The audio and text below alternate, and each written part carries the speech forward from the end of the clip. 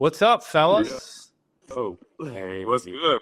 Praises. So we got Jon Nash, Baba Ray here, everybody. Jon Nash, I saw last at Human Garage Fascial Maneuver event in Santa Monica. And this guy, how tall are you? 6'5". All right, so I've seen John. Maybe he hasn't seen me, but I've seen Jon Nash like at a lot of places, like at just different events around Los Angeles. Probably because he's sticking up above everyone else, and he's got this feather in his head, and he's got this very distinct look. And so I feel like I kind of was already connected to you, but then we connected at the Human Garage event. And welcome. Let's talk about and then Baba Ray, where are you situated at? Like in this world, like where's your location at? Only Hawaii, but I've been integrating more into the LA scene. Nice. What island? Big Island, but I definitely have communities that I work with in Maui and Kauai. So just so we can stay on this topic, because everyone loves Hawaii, and my parents live in Hawaii, on Oahu. What would you like? Why the Big Island? What would you say? No, hold on. Let me just get to like a simple question. What do you feel the differences are of like the main islands, Oahu versus Maui versus the Big Island?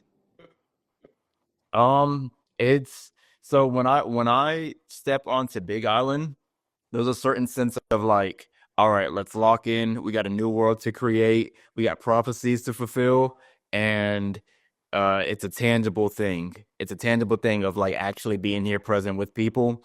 When I step onto Maui, it's more of like, all right, let's see what's going on in the spirit world. Let's see what's going on in ways that is not seen, but it's more felt. It's more of like this emotional, creative energy that's flowing through you and where the leakages are at. And then when I step onto Oahu, it's more of like, all right, let's see where my networks are at, whether it's like in my own neural network or it's actually like who I haven't tapped in with on a certain level and given that aloha spirit to them in a while or whatever. And then when I step on to Kauai, it's more of this, all right, my connection with the ancestors, how deep has it been, or is it lacking in any sector or any way, shape, or form? Am I connected with like the utmost peace and the utmost presence to that degree? So there's definitely that chain of command every single time I step onto the islands, and I give reverence to that, because without giving reverence to that, you might feel like you're tapping into one thing, but you're on the wrong island to do that so much with. And they all intermesh for sure, but there is a certain degree of dynamics that you can play with and get more power from if you step into that mental sphere with that. Yeah, I definitely noticed differences on the islands. The Big Island for me feels just so raw and so just like birthing of, I mean, that's like, it's active still. It's just something about that. Even just like the way that the dirt, it's not even dirt, like the dried, hardened lava. I don't know what they're called, lava beds that are like still crumbling. Like they're like, it's so raw to me. Tell the way it's going off right now, actually. Yeah. And I think that feeling the earth, like you just described it, as like a portal, like when you go from location to location, you're like kind of like in a different realm, different state of being. I think is something that I notice all over the world. Jon Nash, you notice that you travel around a lot? Yeah, I mean, I lived in the Big Island. It's a portal. Like, that's what I do feel about Big Island. And Big Island is more like it's building, it's community. We were going to build a school there, a free school. And so that's how I feel about Big Island. But like for me, Kauai, for me, is ancestral. Like I feel, even though Big Island is the mountains and the volcanoes, the mountains of Kauai for me is like, I remember being a mountain in Kauai, like not being a, yes, there's the aspects of being other energies in that realm, but I'm more connected to being the physical mountain of Kauai, especially in the blue room, especially in those areas. Like that's my feeling about Kauai. It's just so grounded and so solid in the giants we used to be, you know? You definitely to Stargate. Yeah. Yeah. Yeah, That's my there's. I think there's even you talk to locals, they like know special spots. Oh yeah. On Kauai as well. On our island, actually. Yeah. Yeah, It's a because beautiful place. it's not just Sedona. Like it's happening in Hawaii, especially. I mean, dude, that's like it's like the middle of the Pacific Ocean. There's like a volcano that's just spewing up more earth, and we get to live there. Yeah. It's amazing. From the depths of the sea level, it's the largest mountain. That's right. From the bottom of the ocean, it's actually the largest mountain by like 9,000 kilometers. Or just Lemuria sunk. Yeah. Yeah. So, Moo, good old Moo. Sorry. You guys have connections to the old world at all? Like, what's your philosophy on that? You're gonna go. Yeah, sure. I mean, I love talking about this. So what I see is that Mu and Lemuria definitely spans from East Africa all the way to West Americas.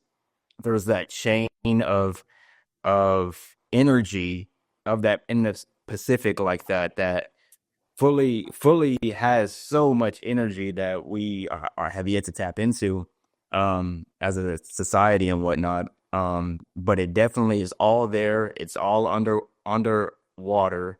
And when we even tap into the stars, which is really a reflection of the waters, we're just tapping into a certain parallel timeline that lives under Earth or under the waters right now.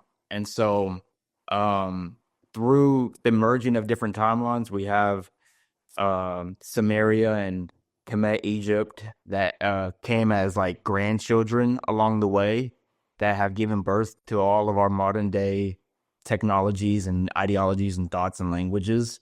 And so we're all technically Atlantean Lemurian from that sense, because we're just the great grandchildren of what is a parallel Earth that's currently in the waters right now, or we'll say it's currently, reflecting those waters, outer space, and that outer space technology that's parallel to this Earth right now.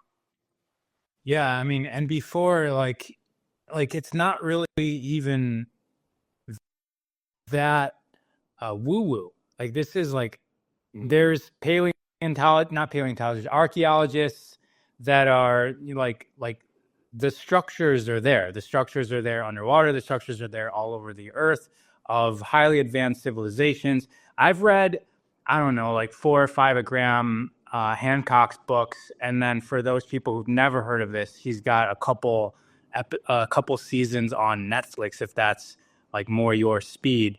But you can see that there's ancient civilizations that have been on this planet tens of thousands of years ago, and they're much more advanced than we are today because they're able to connect with the stars and also build structures in ways that we can't do right now. And for me, the structures, like you mentioned, Atlantis, Lemuria, whether they're underwater or not, like even when you look in religions, almost every single one starts with a flood, right? It's like after the flood arose Viracocha or Quetzalcoatl or whoever, and they taught us civilization, they seeded our race, and then we developed into what we are right now. And just bringing that like relevant to like humans nowadays, like what would you guys say like is a usable feature of like, if that were to be true, like if Lemuria, Atlantis, like I know it opens up pathways to other philosophies of being, but how do you guys use sort of this like hidden history or secret history or not well-known history How do you guys use it on like a day-to-day level? Because I know that a lot of people go down rabbit holes and they discover, and then they get in arguments of what is this true or is this not true. But where I feel like the most potential of growth is like, okay, but what does this mean for me now? How can I use this in my life today? Uh, well, you can go to Culver City Stairs. That's a mound. That's a mound. And I don't know if you know, in America, you're not supposed to, you can't say, archaeologists can't say pyramids. They can only say mounds. But the Culver City Stairs is a pyramid. And so is all the ISIS pyramids in Arizona and all that in Grand Canyon. And so for me, and I'm Yamasee, so my tribe is the Nabihad Nubian mound builders of the Americas, but they're really the builders of the pyramids, which is one of the oldest matriarchal nations. It means grandmother. And so for me, like going to Hawaii or going to Kauai or just going out into Venice Beach or into the Culver City stairs and meditating and practicing breath work in there and remembering that space and that lineage and that ancestry and wearing gold, right? Gold and crystals are like our fallen giants, our fallen, ancestors. It's like just being present to that and creating space for more feminine energy to bleed on this land, because they're the ones who are really communicating. Not to say that don't have the power to communicate with land and ancestors, but like if you can create a child and you can bleed, and that's your whole entire like superpower is to bleed on the land, connect with the mycelium, connect with the stars, connect with the heavens, and then come back with the information for us to protect, support, and build it, then I'm more based on having feminine energy go do that, even though I can do it, and then come back and give us information. And then we can protect it and contain it and support it instead of like writing it down. We can actually physically do it, instead of just writing down or having debates about what's what. Like we can quantifiably, tangibly show up in present time for our children, for our women, for our lands and our ancestry, like in present time. I'm not saying that writing down stuff or debating doesn't have value. I'm just saying presence and connection and community is way more valuable for me. Mm-hmm. The action is like the lightning path. It's the Kriya that can create community the fastest in some type of sense, and have us tap into that crystalline matrix that, even thinking about Atlantis and Lemuria, thinking about higher technologies, that's like just a reference point to tap into the technology of mind and body that we are working with right now and create that crystalline matrix for what it truly is. We know that the body creates these hormones that create more DMT, and that upgrades our neuromelanin, our neuroplasticity, our neurofascia, and all those are from a crystalline matrix perspective of higher technologies resonating in more harmony and more unity that can create a higher level of technology. So there's a certain level of just like through a synthesis of all these cultures around Earth that are going to war for whatever reasons in their differences,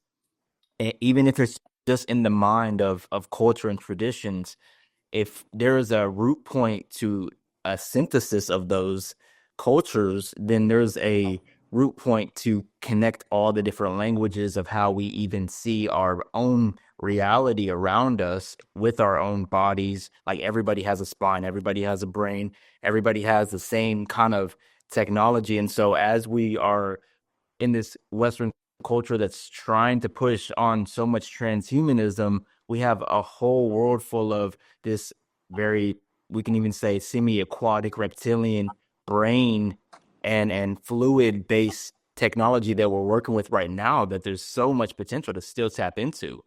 I think you should say something about what neuromelanin is, because I don't think most people know what.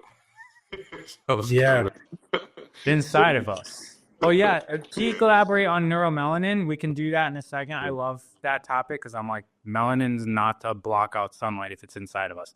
But I'll give you the floor to elaborate on that. But I do want to just bring up that you talked about like a root level existence that connects us all, like, and that's like in physics, they're always looking for a unified theory. that does the exact same thing. So it's like we've got scientists doing one thing and they call it unified theory, and then we have like people that look like us that like are trying to do the same thing as well. I mean, like, hey, everything is one, but we call it like oneness, or connecting to source. Like, we've used different language, but it's all the same thing. But let's get back into neuromelanin, because it's something we all have. Okay, so like neuromelanin, practically beyond skin tone melanin, we all have neuromelanin within inside of us that are these clusters of intelligences that make up our existence into a certain way that pretty much each organ is covered by this fascia, and the fascia is covered by these neurons, which are pretty much each neuron is its own quantum computer practically. And you have this darkness that is encapsulating this computer that is transmitting all this energy of this unified theory, quantum science, or this tachyon energy, or the scalar energy that's flowing through the neutrinos of this neuromelanin throughout the body, so that there is a vast web of communication. Just how like the fascia is looking to create its own 64 tetrahedron structural shape, the neuromelanin is already doing that on such a deeper level of connectivity. And that is the plasmic sparks that will slowly make its way into the neurons and actually create on a higher level a synopsis fire where, okay, now these small quantum computers have created a larger quantum computer, just like organs will create an actual body. And so it's just the micro to the macro happening on very small levels, and we all have this neuromelanin. And so this is how we get past the racial propagandas going on right now, and transhumanism debates and such, is that actually we can all grow in neuromelanin the same way we all have the ability to have bioregenesis at any moment. Like any moment we can create more neurons in our bodies just by going into a certain state of gamma waves and theta waves at the same time. It's naturally to occur because it's something that is new, and we have to adapt to it because we don't do this on a day-to-day basis. So we have to adapt. That adaptation will create new wires for us to, formulate. I want to jump in because that's like highly, because that's something that we do in our nation, is remind people that salt of the land and indigenous means salt of the land. So the salt of the land is your ancestors, and the salt of the land is in your mycelium. The mycelium is your fascia. So melanin is a consciousness. So we all have salt of the land of our ancestors, whether we are in, Americas, China, Africa, whatever. We all have this consciousness. We all have this technology in us, and we can all produce it by releasing our fears, our traumas, like our stories, and we can remember our ancestors and basically connect with that melanin in our ancestors, which is basically fascia and mycelium, because they were connected with the land, they were connected with the animals and the plants and the stars. So everybody, not just African or dark people, have melanin. We all do, and we all can connect to it. And that's a big thing that our tribe does, because in Yamasee, even though it's Nappy Head Nubian, we can all, it's the soul. It's not the blood. It's the soul of the individual who can show up and be part of a nation and show up for themselves. It's not like a card that you have to have a certain percentage of Choctaw or whatever. And the way the Americans do it, it's not like that. Anyone can be Yamasee. It's the grandmother, and we all came from the grandmother. No one can escape coming from the grandmother. That's where we came from. Hey guys, someone's asking what your socials are. Where are you at on Instagram? I'll type it in. You can type. Your guys, type it to your guys, please. And then there's some questions about like darkness versus light. Like people need to realize that melanin, like mela from that word melanin, actually means dark or black, and black and darkness are black and dark because it's not reflecting out any light. So when you look at something black, like the pupils of our eyes, it's black not because it's bad. Yeah. Negative is accurate, but it's not like darkness in our culture might mean like scary, bad, but blackness actually means that it's holding on to all of the light spectrum. It's not releasing anything out. So when we talk about melanin and there's dark melanin, neuromelanin within the body, this is carrying light. It's like the photons from what you guys are saying, like from the earth, and also the photons from the star, which is connected to all the other stars and heavenly bodies, are coming in and living through us. Yeah. Can you guys say that again? Minerals, it's like reishi. You're going to have some reishi that you're going to have like the highest base mineral. It's dark, it's black. You know what I'm saying? Yeah, the most. You know, Sheila G is dark. It's one of the most highest base minerals that you can put in your body. And it's dark, it's black, and it's high mineral base, and that's just basically what melanin is. It's a high mineral base connected to all forms in life and experience. Yeah, it's highly conductive and bioavailable. Yeah. Practically, it's like when we grow melanin, we just become more bioavailable for life. Make it a tan. I don't know. You may be able to go in the sun and get tan.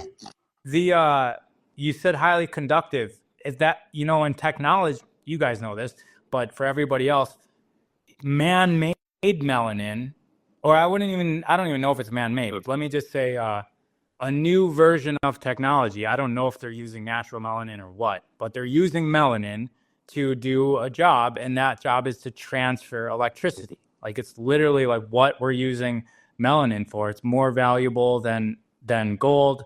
It's extremely expensive technology, but it's transferring electricity. And the difference between an electron and a photon, the only difference that I could find on the internet that is like a man-made definition is that an electron has mass and a photon doesn't have mass. But essentially, they're the same thing. Like electrons are the mass version of light. Yeah. I think one lives in antimatter and one lives in matter or something like that. There you go. Yeah. So can you guys, because you guys said some interesting things about fascia, and that's like everybody on this channel loves that topic. So I heard relating fascia to mycelium. I heard fascia connecting the light within different parts of our body together and building a grander light organism. Is there any other elaborations you guys can have on the topic of fascia and or like anything around that we haven't talked about? Fascia is a tetrahedron, right? It's a collagen fiber. It's nanotubes. So like when we were at the Human Garage, you're saying like the calves and the lungs pump the thoracic field of the heart.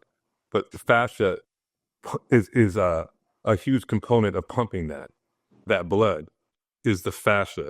And if you think of fascia, like let me see. So if you think of fascia, yes, he has fascia in his arms. So fascia has memory, it has tone, it has frequency, it has vibration, it has your ancestors, right? Because it's completely webbed around every part of the body, right? And so if I was doing a session of like sometimes when people work on each other and they start to cry or they start to get emotional, right? That's because your fascia is storing a story, a trauma, but it's not always, because we kind of like base healing with like, oh, he's having a traumatic experience, like he's moving his fascia, which is true. But what also you can do with fascia, when you move something, a story, a program, right, a fear, a trauma, you can reveal, like manifestation, you can reveal something that is much higher, which is going to be, let's say, Baba Ray's ancestors 20 generations or 100 generations ago, his mother or his father, when they lived on this plane, like our process of what enlightenment is, our process of what feeling good is or orgasmic energy is how his ancestors we're breathing and living every moment. So by removing the fear, the trauma in the fascia, not only will you can remove that old stories, but you can remember your ancestors. And just our ancestors 100 years ago were eating an apple and we're like, man, this apple's good. Like we eat an apple, we don't even know what's in that apple. You know what I'm saying? And just you try to go 1,000 years, go 10,000 years, how our ancestors were living, and you can connect because we're all connected because our fascia is the mycelium of our ancestors. So we can connect and download like the Matrix. When you move energy, right, you're actually downloading a whole nother vortex of your lineage to like access what is always in you. It never left you. I mean, that's what you want to, I mean, that's the connection with our lineage is our blood and our fascia. And it's especially when you take into consideration that time is a construct, is technically an illusion, and that our ancestors are living right now, like now, because it's always now. I mean, if So you take it to the point of sexual abuse or like our abuse is like we almost got shot multiple times. We're from the hood. Like I I feel if I see a gun or feel something like, oh, whoa. I mean, I almost got shot so many times. You know what I'm saying? And people have energetically, and you go back to that moment in a second when I was 5 years old or 10 years old or 20 years old, or if you were hurt physically or sexually, you go back to that moment. You can feel it, you can smell it like instantaneously, you know? So like, yeah, and although that feels not super good, you can go back to that moment of like flying or jumping or astral projecting or like being able to touch your child when, like, if he broke a bone and just be like, boom, it's fixed. Like, doop. Like you can go back to that too. Or you want to call Lemuria or all the other places. Like we can go back to those things and access that technology as well. So yeah. Yeah, when you open up the blockages that are possibly in the fascia just from like sitting in a certain type of way all of our lives and different things that makes our fascia more like in defense mode rather than productivity mode, productivity of more chi, productivity of more spirit and such. Like those are two different hydration levels of fascia. And that's the same thing with melanin too. It has to be hydrated. So both melanin and fascia both have to be hydrated to a certain degree for the conductivity to work. And so fascia actually covers what in Taoist alchemy is known as the huang, which is pretty much the tube that transport the qi through. And so when the huang isn't hydrated, it's because the fascia isn't hydrated, which means that the chi, the portal where the chi flows through is going to be very small rather than a bigger portal where more chi can flow through, meaning that there's going to be less access for the chi to create more shin or more spirit or more consciousness. And so this is all going towards a whole ontology and numerology of life to where like we can't even see the bigger picture because our melanin and our fascia isn't hydrated enough for more chi to have a bigger access portal to flow through with inside of our conductivity of our avatars. And so that's going to affect not just, oh, how fast we run or, you know, or how good we feel when we first wake up, but this affects how we actually have a whole perception of what life is and what life is always expanding into through every single breath, because we kind of are always breathing with the hydration levels of our melanin and our fascia. And so what's the recommendation on how to hydrate melanin and or fascia? Breath. Yeah. Breathing. Yeah. And then Be the core. The core is breathing correctly and moving your body. And I would say one of the biggest is surrendering and being vulnerable to other people touching you, to other people like physically palpating and touching you without having it to be like this whole healing situation or outer body situation or whatever situations we program ourselves or sexual or whatever it is, you know, that we program touch with in the spiritual community or in the regular community, you know, creating like touches and medicine and like touching each other and connecting with each other is doesn't have to have all these expectations to it. It can be simple and basic, you know, and it's like, and being touched and being vulnerable and showing up and just giving someone a hug and start crying, like, and not knowing why is like, you know, I've seen that happen. You know, someone just hug somebody a little longer and just hold somebody, not just a hug with the pat on the back. Yeah, what's up, man? Like we do, like, oh, look, and, you know, all that stuff, and actually hold somebody like a brother or somebody, you'll feel like that energy, because like they're like not held like that, or they're only held like that when they're at a retreat or doing an ayahuasca journey or whatever it is. Just like on a normal basis, just show up and be vulnerable. Man, so that is such a subtle difference of perception of touch. But when you're talking about hydrating fascia, what you're suggesting is literally just bringing freedom to the body and releasing the restriction that you have of touching and being touched, because that's essentially the sensation that we have that's related directly with the physical body. If we can bring down the barriers of that, then that's going to open up the flow within our fascia, which I've never actually heard suggested before. Go ahead, say if there's More more about the expectations of touch, because you can be a very sexual person and be completely disconnected with touch.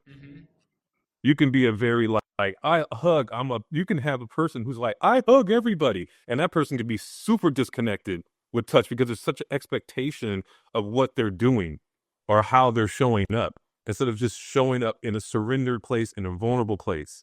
You know what I'm saying? So beyond touch, it's surrendering and being vulnerable to what we identify, not just as touch, but just as ourselves, as who we are, or how we need to show up for certain people in certain ways, and how we need to look, whether that's tough, whether that's like grounded, whether that's sexual, whether that's spiritual, and just simply surrender to the moment. And that fascia throughout that individual, whether it's 2 or 3 people, will connect and merge, and that will be the true, what I would say, that's to me, that is the child energy.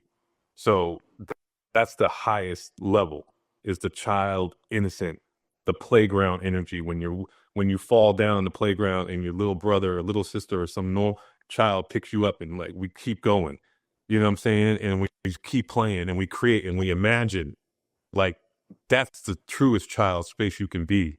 And that's, to me, is the highest form of our consciousness, because children are the closest to the mycelium, or whatever you want to call God, or whatever that is. You know what I'm saying? And if you can get in, tap into that, yeah, that's a whole nother space. I want to add to that wisdom with what has been theorized of where we're moving towards as a human species as well, through the human design lens.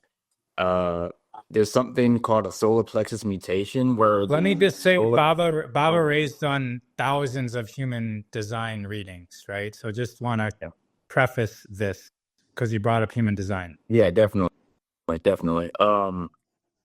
Definitely a lot of human design readings, to the point where I've like experimented a lot in the physical level, rather than just like a theoretical, you have a body graph and we think about this, more of like a day-to-day tangible thing with people, and like living human design around a lot of people that can experiment with you as well. So this stilling of the emotional wave, or the solar plexus, is currently happening right now. And one way that so it's a mutative thing in the human growth, is that we are very highly emotional beings, but we don't have a lot of emotional intelligence. And in the Far East, they say that it is the negative emotions that bring on all sicknesses in the body, or sicknesses being dehydration in the melanin and the fascia. And so with the human design experiment, one way that when people are riding a certain higher high or a lower low in human design, is to actually give them touch, and actually just placing your hand on somebody in a way that is just neutral, literally allows their wave to still, and them to go from like their aura field going like this back to a grounded center where it's just a natural toroidal field, and it's now giving them energy again rather than just spurting out energy or them feeling like they need to be small and hold all their energy in. But it's just through the design wave of being touched that unifies them, because when you're emotional, you're pretty much in a certain level of duality. You're in a certain level of sickness that creates all these different types of diseases like anger or sadness and grief and such. But when you're touched, you're feeling unity, like you're actually feeling unity. And so the natural wave process gets stilled more, and we get to a certain level of coherency with our whole reality once again, which is a natural way to hydrate. Since the reality is made out of plasma anyways, and we're saying hydration, we're saying, how do we get more plasma in our waters? And so it's a naturally, like, the mind will go from a certain level of Maya or samsara back into a certain level of unification once again, or yoga once again, naturally, just through touch. And so the more like intention maybe of yoga is in touch would add more, we call that Reiki and such. But like naturally, just when there's any type of duality or emotions in the air, when you see people going through whatever and they can't breathe, just touching them allows them to breathe deeper. And so just to add to that synthesis that we're talking about, and how this is actually part of our human development, learning to become deeper breathers and better dancers with each other, right? Yeah. From a human garage standpoint, if through their thousands of experiments, 3 points of touch actually makes a huge difference. So sometimes when one person's working on somebody with 2 hands, you'll see like a third person in the room just come over and lay another hand on to amplify the charge, essentially, the flow through the body. You guys are speaking a lot about children. And so let's talk about that. But more from the lens of like, are we still children? Like, because I was just talking to Jon Nash mentioned that earlier. I'll let you elaborate a little bit, but I was also just thinking yesterday as well that if I think back to when I was younger, like 10 years ago, I used to always think like, man, I still feel like I'm 17. And then I haven't really thought that until yesterday when I was like, do I still feel like I'm 17 right now? Or even maybe even younger than that. And I like this whole function of growing up, it doesn't like resonate. Like it doesn't, when I look in the mirror, I can see I'm probably getting older, but it doesn't, like, my consciousness doesn't feel that. And I don't know what that is. Do you have an answer for that? Like, cause I just feel like this growing up thing isn't real. Well, I just want to go into the archetypes because we're for sure in the masculine archetype right now and coming into the child. I just want to take, because there's so much information that has just been really beautiful. I would love to take more of a feminine breath just for a minute, just for 10 seconds, just take a breath so we can just because I want to assimilate all that. And I'm going into a very beautiful place. So if we can just take a breath. Yeah. Just together. Let's just breathe into our wombs, into our feminine wombs. Mm-hmm. And hold it there and feel it spiral a little bit.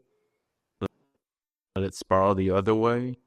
Let it create whatever shape it wants to create. Let it be creative, and then release it. And feel it unified once again. Yeah. Ashe, Aho. Ashe. Yeah, so I'm glad because I was just like, man, there's so much information. But yeah, so what I was saying before, so for me in this realm, I support children's imaginations. And what that tangibly is I'm in the memory that I'm a child and then we're all childs and we're just basically a butterfly. Like you can say you're 100 or 50, but I look at the trees, I go into the soil, I go into the beach, that's infinite. That water behind you is infinite. So for us to have any like acknowledgement that like we're like grown up at like 50 or 100, and it's like infinite space and time, which is all connected to us, right? It's all connected. To look at the mountains and look at that and go like, oh yeah, I'm grown up and I'm a grown up. And I'm like, no, like we are children of the sky, right? Which is the mother.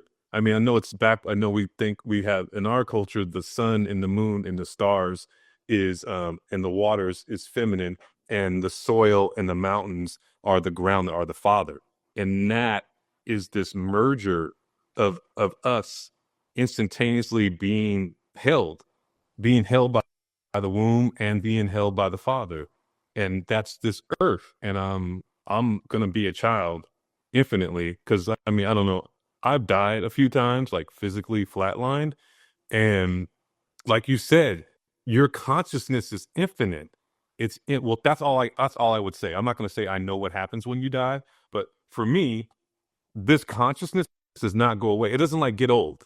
This isn't getting old. It's not like losing anything. It's a continuous consciousness. Now maybe this physical form is gonna dissolve just like any physical form, a tree, even a mountain or something's gonna dissolve or move into and transmute. But like we're infinite. I mean, this is a big sandbox, the playground. We can play and have as much fun as we can. I was talking to Baba about doing more stuff with community, because I've been doing stuff, whatever, with community with my children's foundation for almost 25 years, supporting community and children and all that. And he goes, I want to go to Bali. I go, I'm just going to go to Bali to get some massages, because I've like done so much stuff and like done all these things to support. And I was like, I can just be a child and just like chill for a second. And sometimes we don't have, and that's a beautiful aspect for people who are really want to support community in the world and the wars and all that. Like they kind of get all sucked into that and they forget like, hey, I'm a child. I get to like play. I get to experience. I get to like, just take care of my body. And sometimes we lose that. And I think for me personally, that's what I have lost. I never realized being a child, but the one thing I lost in a child is like just taking care of myself and having fun. And this being in the space and knowing that whatever I do with my body is going to expand whatever my purpose is anyways. So to me, that's why it's so important to continue to be not an inner child, but like a child. Your inner child, Body child. your inner child's here, right? In the heart, the 4 or 5-year-old that's infinitely connected to the realms, all the realms and realities. But that inner child, that child is in your heart, is connected to your higher self. So that's a whole different ballgame when you go into that space. But this physical body, that's where we get to like navigate. When I look at inner child, I look at that child who's 4 years old, that is going through realms and realities, that's connected to my higher self, that I can access anytime. Now, when I think of my physical body, I think of like, oh, this is not going to be here that long. I got to like show up for this and like have some kind of like physical experience that's going to like shift and change this physical, tangible reality. So Yeah, definitely. To add to that wisdom on making it more physically intangible, the only thing that is different between us and a child actually right now is practically just our brainwaves and how we breathe. So our brainwaves correlate to how we breathe. So breaths per minute correlate to thoughts per minute. And what you pretty much have is that between 0 and 7, you're mainly living in a theta and delta based reality as a child. Between 7 and 14, you're living in more of a alpha to theta based reality as a child. And then 14 to 21 and so on, you're going more and more into beta and more beta. And so practically on a biohacking level, the easiest way to get back to being a child once again is going more and more into alpha, theta, and delta waves. So the more delta waves, so you go into being a child pretty much every single night. We all go back. We play adults throughout the day through our beta brainwave sets, which they actually say that we're only supposed to be in sympathetic nervous system at the most 10% of our day, which is 2.5 hours a day. And so we're only supposed to be in our adult beta brainwave state, which can be also high beta, which is very creative as well, for only 2.5 hours a day at the most, which is like top of, I mean, which is like at the maximum just to be healthy.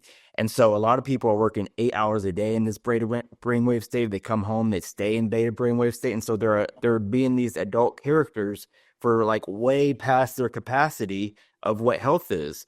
But in actuality, to move back into being a child, we do that every single night when we go to sleep and we access theta and delta. We go back to being 14 and under, 7 and under, and closer to that stillness point of beyond even the delta wave, which is like the scalar wave, which is just the 0 point wave. And so we are always like going into being a child every single day, but we have the ability to biohack our realities and become more and more children, literally based in our breaths per minute. And so our brainwave states per minute up to 13 to 30, that's going to be beta. And if we're breathing that way, 13 to 30 breaths per minute, we are breathing like an adult. If we're breathing in the alpha wave, which is like 8 to 13, then we're breathing like more of like a 21-year-old. If we're breathing, 4 to 7, then we're breathing like, somebody that's just hitting puberty. And then if we're breathing, closer to 1 breath per minute, then we're breathing like a child, somebody that's a toddler or somebody that's younger than 7. And so that's literally how we biohack our brainwave states to biohack being a child in this physical body, and our DNA is always listening. So we're talking about like growing back our telomeres, and we're talking about like or stopping our telomeres from decreasing and actually accessing the immortal youth. This is actually how we do it. It's starting with our minds and our brainwave states. And because breaths per minute equals thoughts per minute. That's why I equated it to mind, because the less thoughts we have, the more that we're actually like tapped into the infinite creativity, rather than just like a quantified version of creativity, which is a thought passing through. We have less of that, more just actually right brain creativity, which will create just more of that energy flow rather than the mind creating blockages in the energy flow, which will, once again, the DNA is listening. So the DNA is going to hear that we are in all ways still a 3-year-old or a 7-year-old or whatever, in that manner of like, oh, telomeres are just going to be like, oh yeah, they have a long life to live, and we can be, 200 years old, and the telomeres are only seeing the same body as what we were once when we were under 7 years old. And so this is pretty much just how we biohack immortality. Mm-hmm. There's so much wisdom in there. Yeah. And I quit trying to think of what to say next. Because so much came up, and I was like, oh, I need to say this. And then I was like, no, I'm just going to receive. So, man, that was amazing. That was an amazing last few minutes that you guys just talked about that. I really like, like when you actually when your breath does slow down, and sometimes you don't even have to try. Like if you just get into a state, like you said, sleeping, you really can't do the adult task-oriented beta wave processing. And if you are, then you won't be able to do things like sleep. That's like usually why we wake up at night, is because we're thinking about this laundry list of items that our adult self is saying like, oh no, this is more important than just being you. Here I am. There's so much that I could go on this, but we're running out of time. So rather than me talking, I'm just going to throw it back to you guys. Is there anything you guys are excited about? Like you like to point people in a certain direction to find out more information about what you're doing? What's going on with you guys? What's your guys' greatest vision of the potential future that's coming in front of us? I'll say, I mean, if you look at my Instagram, I don't really post much, and I have a children's thing, and I've been doing this for a while. I'm, like I said, is for me in this current present moment is the energy that's sitting next to me, and what we're creating with the sacred letters of Hebrew, and what we're creating with community, and creating a space for, to me, it's creating a space to, like we were saying, surrender to the the concept of who you are, right? The concept of who you are and how you show up for yourself in the present moment. And then within that, you can surrender. And we're basically, I mean, he's writing a whole book that's basically about, to me, it's about surrendering to how present you can be with all this technological stuff we was about to say. But to me, on the highest level, it's about present can you be in the moment, and how communicate with yourself, and how can you create a space to hold your position on how you're going to move forward for whoever that is, whether you're driving your car, whether you're brushing your teeth, or whether you're talking on this phone, or when you're about to touch somebody, or about to be touched, or about to like connect with somebody. Like, how present can you show up in that child that is infinitely in you? And there's a tangible aspect to that is more on his aspect, what he's writing, and you can go. Yeah, I'll touch on just a little brief introduction of what I'm writing, because it definitely is just like what he was just saying, as far as like surrendering to what's coming, of like what we talked about this whole live, and making what we talked about in this whole live more acceptable on a day-to-day basis, and more applicable and more fun in a childlike sense, where it's like more of like this gameonomics reality, where we're playing this game, we get to upgrade. And that's kind of what I'm writing about, is being able to take whether it's spirituality, culture, tradition, and religion, and unifying it or yogifying it and making it into this game-like structure, where it's less of a war theme, more of a for the inner child to use. In yoga is called tantra. This path of surrender, or in Kabbalah it's called the receiving. Or the word Kabbalah means the receiving of the highest divine source, and letting that flow all the way into the most beta present physical aspects of your reality, and having the faculties along the way that it trickles down, all the ancestral ways that it trickles down, and see how unified it already is. And so like in